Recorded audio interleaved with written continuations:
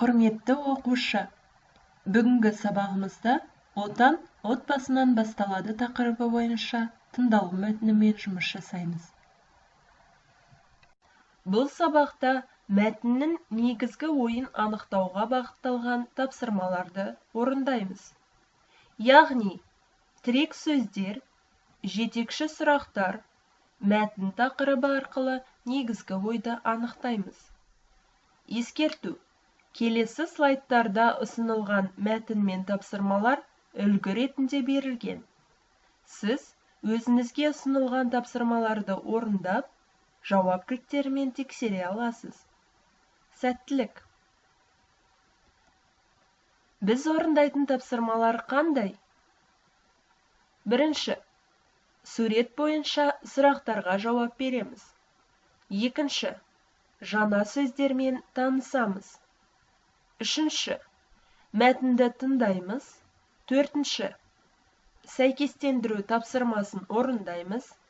Бесінші, шын, жалған, берілмеген ақпаратты анықтаймыз.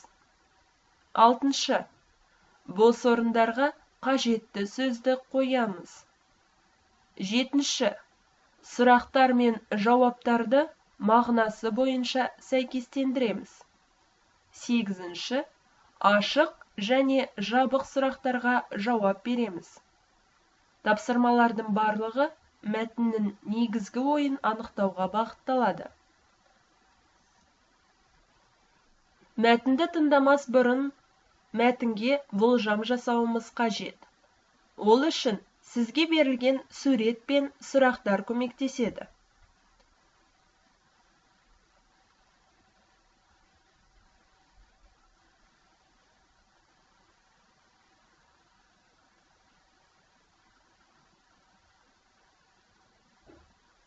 Жауап үлгілері келесідей болуы мүмкін. Мысалы, суретте отбасы бейнеленген. Олар дастархан басында тамақтанып отыр. Бұл отбасы бақытты және тату-тәтті. Себебі барлығы бір-бірімен қуанышты жүзбен сөйлесіп отыр. Менің отбасым үлкен. Ата-анам және бауырларым бар.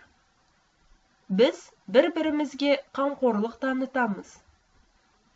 Ата-анамызды сыйлаймыз.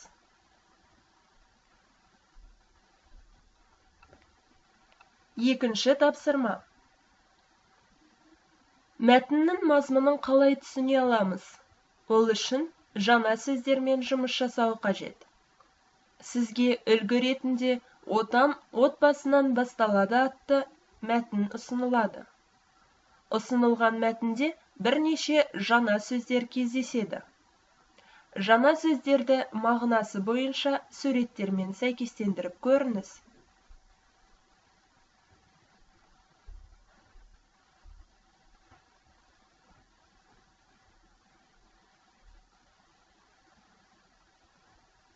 Тексерейік.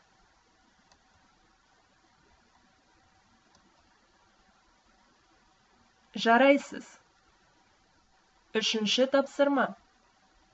Берілген тапсырмада тыңдалым мәтінін мұқият тыңдап, Айдана атты кейіпкеріміздің отбасы мүшелері қандай іспен айналысатындығын анықтауыңыз қажет. Яғни, оң жақ бағандағы берілген сөздерді бос орындарға тыңдалым мәтініндегі мазмұн бойынша орналастыру қажет. Сәттілік! Мәтінді мұқият тыңдаңыз. Сәлем, менің атым Айдана. Мен университетте оқимын. Менің отбасым үлкен. Отбасымның мүшелері бір-бірімен тату-тәтті қарым-қатынаста. Менің атам мен әжем бар. Олар зейнеткер. Атам маған шахмат ойнауды үйретті. Ал әжем қызықты ертегі айтуды үйретті. Әкем мұғалім. Ол бізге өте қамқор. Ал анам медбике болып жұмыс істейді. Ата-анамды достары өте қатты сыйлайды. Менің әпкем және бауырым бар. Әпкемнің аты Алуа. Алуа дәрігер болып жұмыс істейді. Оның өз отбасы бар және Аян атты ұлы бар. Ол өте зерек бала. Оның жасы 5-те. Балабақшаға барады. Әпкемнің жолдасы Темірлан жүргізуші болып қызмет атқарады. Ал бауырымның аты Қанат. Қанат мектепте 6-шы сыныпта оқиды. Ол талантты домбырашы. Отбасымызбен жиналған уақытта домбырамен ән айтады. Біз үнемі бір-бірімізге көмектесеміз және барлық мейрамдарда бір-бірімізді құттықтаймыз. Отан отбасынан басталады. Яғни отбасындағы қарым-қатынас пен тәрбие маңызды рөл атқарады. Үлкендер кенже балаларға құрмет көрсетіп, ал отбасының кенжелері үлкендерді сыйлауы қажет. Сонда ғана отанымыз көркейеді.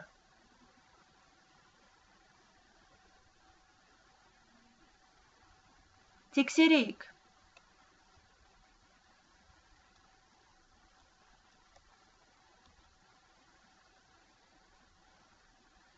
Жарайсыз. Жауабымызды мәтіннен іздеп көрейік.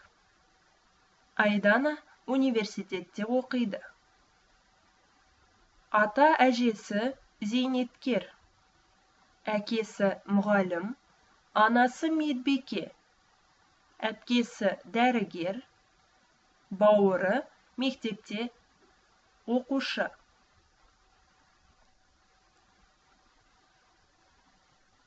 Төртінші тапсырма. Құрметті оқушы, сізге мәтінді екінші рет мұқият тыңдап, шын, жалған, берілмеген ақпаратты анықтау қажет. Сәттілік. Сәлем, менің атым Айдана. Мен университетте оқимын. Менің отбасым үлкен. Отбасымның мүшелері бір-бірімен тату-тәтті қарым-қатынаста. Менің атам мен әжем бар. Олар зейнеткер. Атам маған шахмат ойнауды үйретті.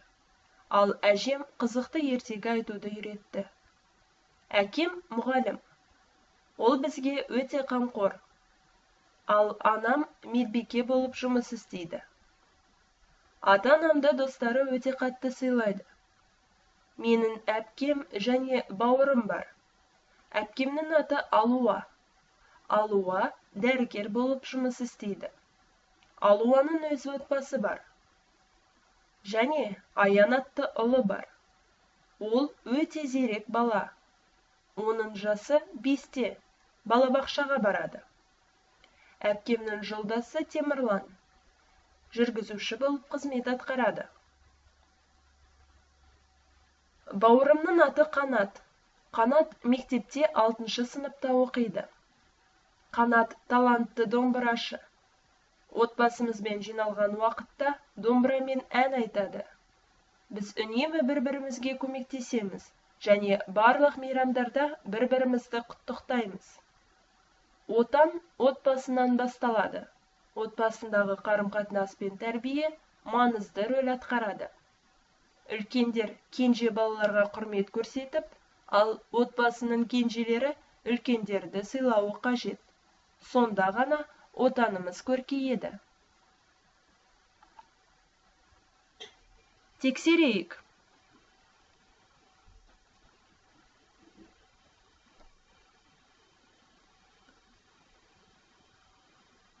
Құрметті оқушы, жауап кілтімен тексеріп көрейік.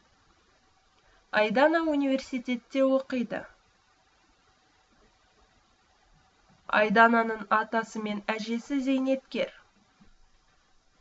Қанат талантты домбырашы. Бесінші тапсырма. Бесінші тапсырмада мәтінді мұқият тыңдап, мәтін мазмұнында айтылған сөздерді дұрыс орналастыру қажет. Сәттілік. Мәтінді мұқият тыңдаңыз. Сәлем, менің атым Айдана. Мен университетте оқимын. Менің отбасым үлкен. Отбасымның мүшелері бір-бірімен тату-тәтті қарым-қатынаста. Менің атам мен әжем бар. Олар зейнеткер. Атам маған шахмат ойнауды үйретті. Ал әжем қызықты ертегі айтуды үйретті. Әкем мұғалім, ол бізге өте қамқор. Ал анам медбике болып жұмыс істейді. Ата-анамды достары өте қатты сыйлайды. Менің әпкем және бауырым бар. Әпкемнің аты Алуа. Алуа дәрігер болып жұмыс істейді. Оның өз отбасы бар және Аян атты ұлы бар. Аян өте зерек бала. Оның жасы 5-те, балабақшаға барады. Әпкемнің жолдасы Темірлан. Ол жүргізуші болып қызмет атқарады. Бауырымның аты Қанат. Қанат мектепте 6-шы сыныпта оқиды. Қанат талантты домбырашы. Отбасымызбен жиналған уақытта домбырамен ән айтады. Біз үнемі бір-бірімізге көмектесеміз және барлық мейрамдарда бір-бірімізді құттықтаймыз. Отан отбасынан басталады. Яғни отбасындағы қарым-қатынас пен тәрбие маңызды рөл атқарады. Үлкендер кенже балаларға құрмет көрсетіп, ал отбасының кенжелері үлкендерді сыйлауы қажет. Сонда ғана отанымыз көркейеді.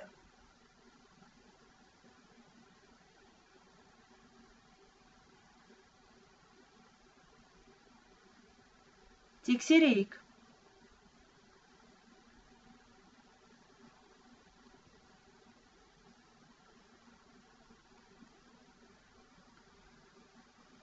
Құрметті оқушы, жауап кілтімен тексеріп көріңіз. Айдананың отбасы бір-бірімен тату-тәтті қарым-қатынаста. Анасы медбике болып жұмыс істейді. Алуаның Аян атты ұлы бар. Ол өте зерек бала. Жарайсыз. Келесі тапсырмада мәтінді қайта тыңдап, берілген сұрақтарды дұрыс жауабымен сәйкестендіру қажет. Сәттілік. Мәтінді мұқият тыңдаңыз. Сәлем, менің атым Айдана. Мен университетте оқимын. Менің отбасым үлкен. Отбасымның мүшелері бір-бірімен тату-тәтті қарым-қатынаста. Менің атам мен әжем бар. Олар зейнеткер. Атам маған шахмат ойнауды үйретті. Ал әжем қызықты ертегі айтуды үйретті. Әкем мұғалім. Ол бізге өте қамқор. Ал анам медбике болып жұмыс істейді. Ата-анамды достары өте қатты сыйлайды. Менің әпкем және бауырым бар. Әпкемнің аты Алуа. Алуа дәрігер болып жұмыс істейді. Алуаның өз отбасы бар және Аян атты ұлы бар. Аян өте зерек бала. Оның жасы 5-те, балабақшаға барады. Әпкемнің жолдасы Темірлан. Жүргізуші болып қызмет атқарады. Бауырымның аты Қанат. Қанат мектепте 6-шы сыныпта оқиды. Қанат талантты домбырашы. Отбасымызбен жиналған уақытта домбырамен ән айтады. Біз үнемі бір-бірімізге көмектесеміз және барлық мейрамдарда бір-бірімізді құттықтаймыз. Отан отбасынан басталады. Отбасындағы қарым-қатынас пен тәрбие маңызды рөл атқарады. Үлкендер кенже балаларға құрмет көрсетіп, ал отбасының кенжелері үлкендерді сыйлауы қажет. Сонда ғана отанымыз көркейеді. Тексерейік.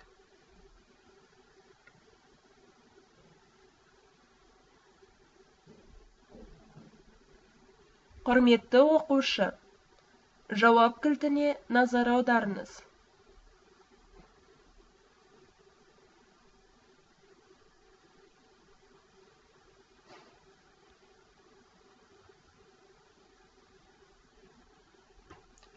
Құрметті оқушы, 7-ші және 9-ші тапсырмаларда ашық және жабық сұрақтарға тыңдалым мәтіні бойынша жауап беруіңіз қажет.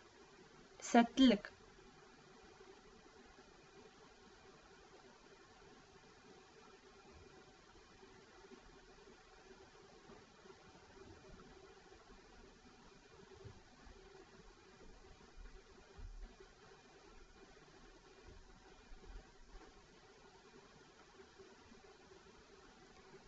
Жауап кілтімен тексеріп көріңіз.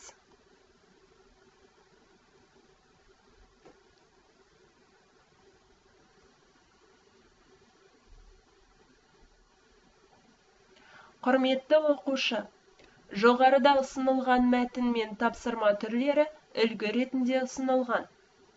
Біз отан отбасынан басталады тақырыбы бойынша тыңдалым мәтінімен жұмыс жасаймыз. Бұл сабақта мәтіннің негізгі ойын анықтауға бағытталған тапсырма түрлерін қарастырамыз. Сіз өзіңізге ұсынылған тапсырмаларды орындап, әдістемелік нұсқаулықта берілген жауап кілтімен тексере аласыз. Сәттілік. Әр тапсырмаға белсенділікпен кірісіп, зеректігіңізді танытқаныңыз үшін үлкен рахмет. Сау болыңыз.